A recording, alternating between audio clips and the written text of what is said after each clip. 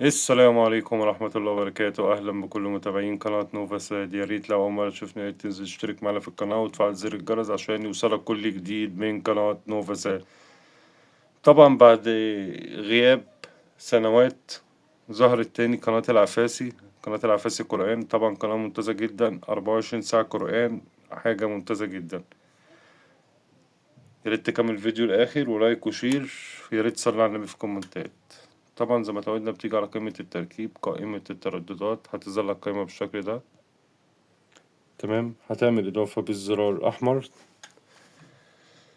هتكتب 111، ده التردد 111 77. معدل الترميز هتكتب هنا 27 500، 27 500. تمام، هنا هتخليه أفقي، أفقي يعني حرف الاتش. تمام يا شباب، تعالى نعمل حفظ وتتك على الزرار الأزرق عندك من الريموت وتدوس اوكي. تعال نشوف التردد في كام قناة. طبعا التردد ده لسه جديد، تمام، لسه ظهر على النايل سايد. التردد ده هو كان موجود قبل كده بس حاليا رجع يعني ب11 قناة. تمام، والقنوات كلها ممتازة جدا على فكرة اللي عليه. تعال نعمل حفظ ونطلع نشوف القنوات العفاسي للقرآن الكريم.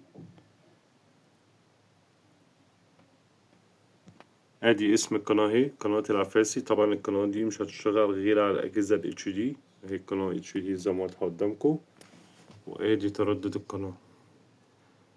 تردد القناة 111 77، معدل التراميز 27 500، حرف ال H. تمام، وادي اسم القناة يا شباب.